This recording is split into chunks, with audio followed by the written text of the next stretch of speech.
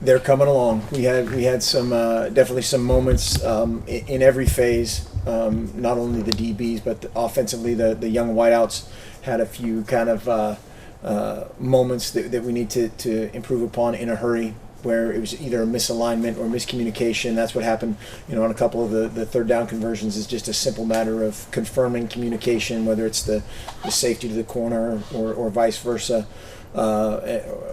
We miscommunicated, missed a couple signals at wideout, would have had huge plays each time, and so those are the kind of things that just absolutely cannot happen. And again, that's the mental urgency that we have to be ready to play with, that we have to coach them up and get those guys ready to rock. Anything 3 weeks in, when you left fall camp, that you had concerns about, that you feel like you have answers for now? Conversely, things that crept up, maybe you're a little concerned about for 3 weeks that you thought was on your radar after fall camp. Mm-hmm. I think we knew we were going to have to play a lot of young guys across the board, especially at wideout. Some of the guys at D-line, a couple guys at linebacker, a couple guys at DB. I think those guys are doing about what we expected, and and will continue to improve. And then I don't think there's been anything more than any other year that's out of the ordinary as far as, just an erratic whatever, whether it's a bunch of questions that still remain, or just things that happen during the normal cycle of the year. No. How was that for a bad answer? Are those young guys ready for the conference play? Absolutely. We're at the point now, and I think I said this the other.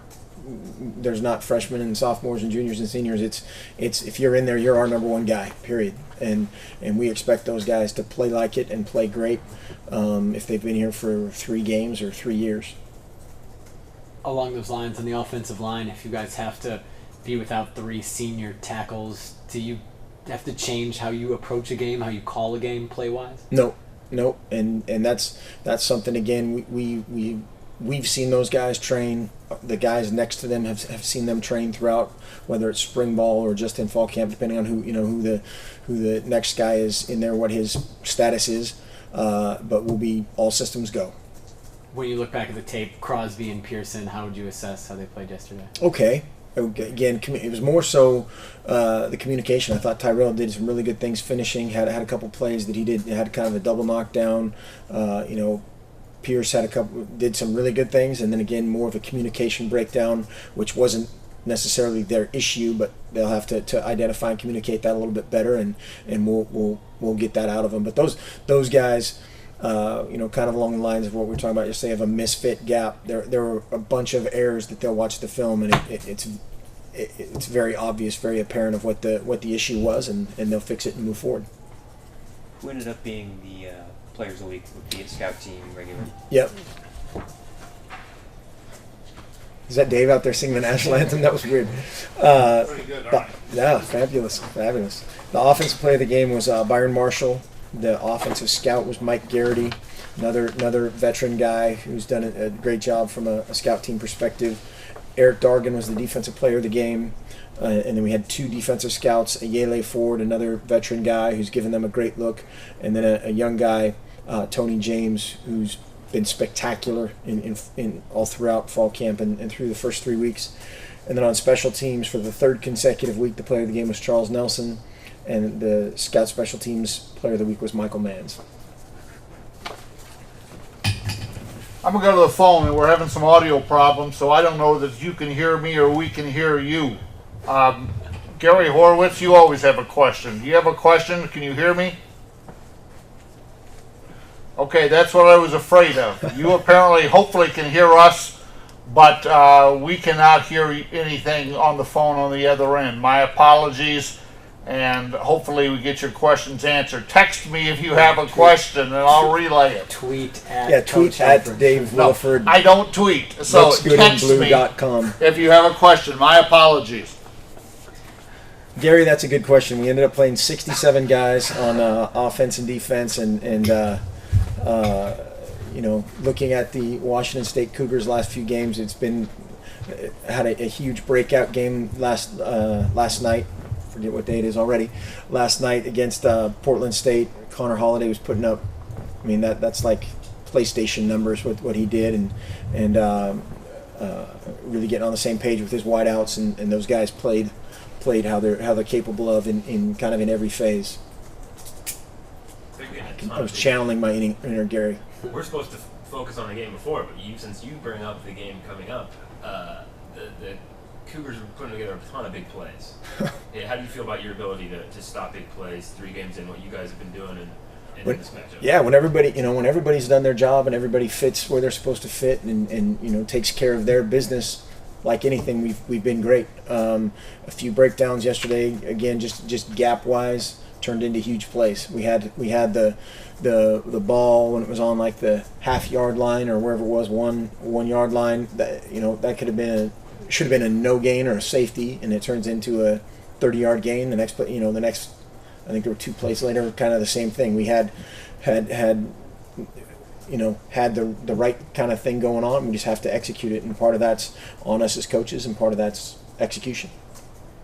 They had, I think, 10 plays of 15 yards or longer yesterday. I mean, that happens that often. That can't be something you like 3 games in, though. A misfit, it happens here and there, but... Correct. Yeah, and it just depends. It depends on the situation. It depends on who's doing it. We had a bunch of guys in there that were not, first or second team guys. Had a bunch of guys in there at the end, played a ton of people.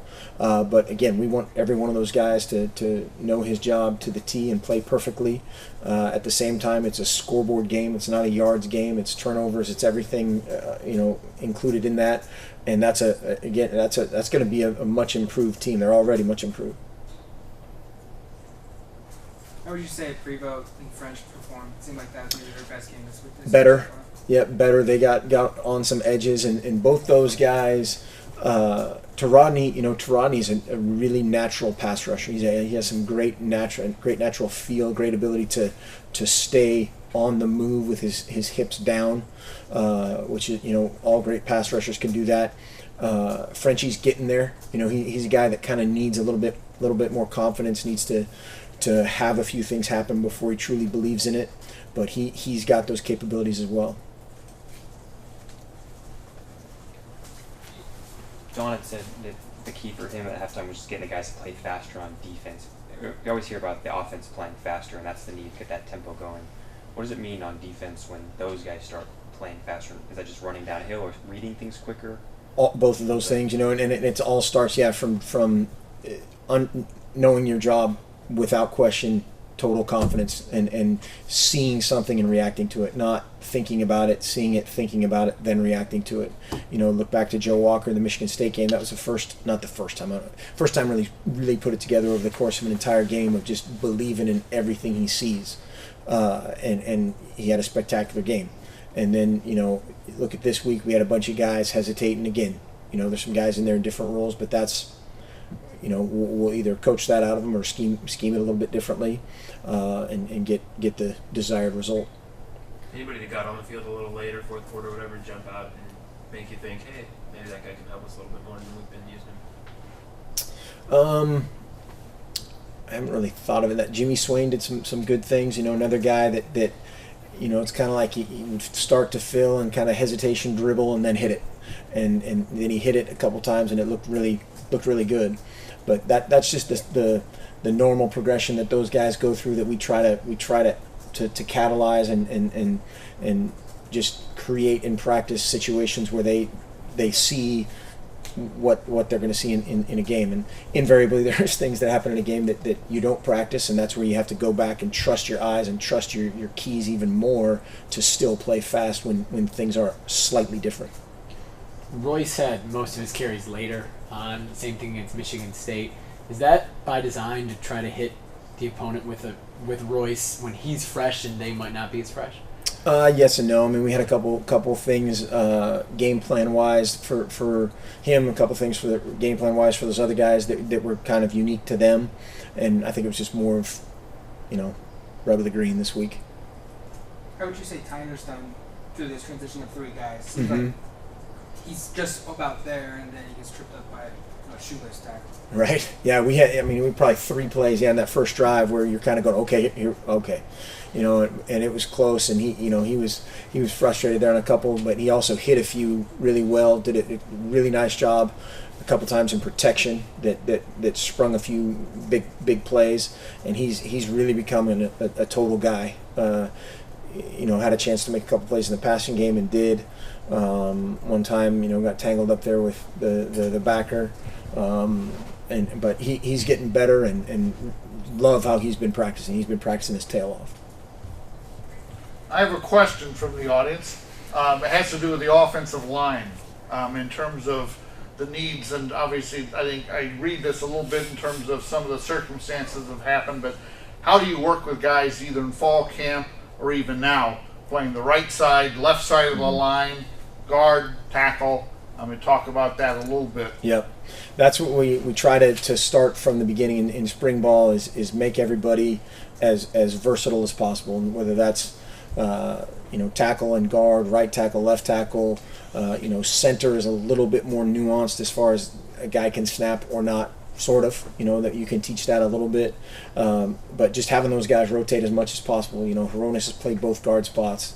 All these guys have played, everybody in there's played every position except for center, without exception, and then some guys, we've experimented with. So just trying to get, always have the ability to plug in your next best player, not your next backup. If you're whatever your ninth best offensive lineman is your backup right tackle, that's not ideal for your team to skip over your best 6th, 7th, and 8th before you get to your backup right tackle, and just use that position for no reason. Is could Hronis play another position other than center? Is that on the table? Mm-hmm. Yeah, he's practiced at every position. So he's good. He always jokes he doesn't have to think as much or worry about snapping or communicate as much. But he's done a very nice job. Is that something that's possible, or is he too important at center? Anything's possible. Yeah. When you go ahead. No. When you're preparing, Dave doesn't get any more questions. When you're preparing for an opponent that is so one side of the spectrum with passing, again, kind of looking at Washington State, since kind of brought up the possibility of it. How much do you shift what you practice for your scout team? You still have to honor that run. Absolutely. But how much do you have to really just think they're going to throw 65 times a game? It's to a certain degree, it's all a percentage game. Of whether it's third down blitz or pressure or whatever it is, or an offense's tendencies, it's all about percentages, and you try to play the percentages and prepare for the percentages, but it could always be that one-off whatever, either a zero blitz from an offensive standpoint or a power I formation from Washington State. It could happen, and that's where you go back to your you trust your training, you trust your eyes, and you play. Who's your highest graded out guys on offense and defense in the last game? I would have to go back and look at that again. There are a couple guys. Farrell Brown graded out fairly well. Had a couple technique things that he could clean up, but I would have to look at that again. I don't have that in front of me. Sorry. During fall camp, it was tight ends. It was such a banged up group. Osborne was saying even if you wanted one of those guys to play 80 snaps a game, you couldn't do it. A couple weeks ago, they're so hurt. Farrell seemed to play really well yesterday. Is he finally back to healthy as much as he can say? Yeah, I think all those guys are working their way back to total confidence, and he was, without question the best guy yesterday for sure. Going forward, we expect that to, he might I don't want to say stay in the lead or what, be the lead guy at that position, which is fine, and as long as those other guys are improving. Had a couple of assignment busts at that position as well that would have been huge plays. Questions are popping in all the time. Go ahead. Rapid fire. Do you have a question? Do you have the floor? Jeez, I can't read all of these that fast. Let's get going about what you need to bring up. Challenges of facing the pass-only offense that Washington State maybe has displayed at times. Challenges of that, I think. I think they're you have to change up your looks and yet be versatile enough and confident enough to play soundly versus whether it's the run like Andrew was alluding to, or they have the screen game, which we've been hurt with obviously in the last couple games, or they're going to take a million shots with their guys on the edges, and so you have to pressure the passer. You have to mix up your the amount of pressures, the shows of pressure, and then playing coverage. Another question in regards to Marcus's acrobatics, and reported on some scenes that maybe something was mentioned to him about not doing that again. How much do you think he listens, or any player, I guess, or input that you would have in that regard? Somebody said something to me after, and the only thing I said to him after the game was better protect the ball, and that's he understands that, and we were joking about that in the locker room afterward. But you can't squelch somebody's gifts and the stuff that he does to any other degree other than the play call, and do we want him to make good decisions in terms of managing contact and all that kind of stuff? Sure, just like any other quarterback, but at the same time, we can't approach, we won't ever approach offense with any kind of handcuffed mentality. What are your guys' guidelines on reaching the ball over in a situation like that? It's got to be fourth down or the last play of the game. Otherwise, don't do it. Secure the ball. We'll take first and goal at the 1 or 3rd and inches rather than touchback. Another question. It has to do, obviously, with the difference between conference Dave's play. enjoying this way too much.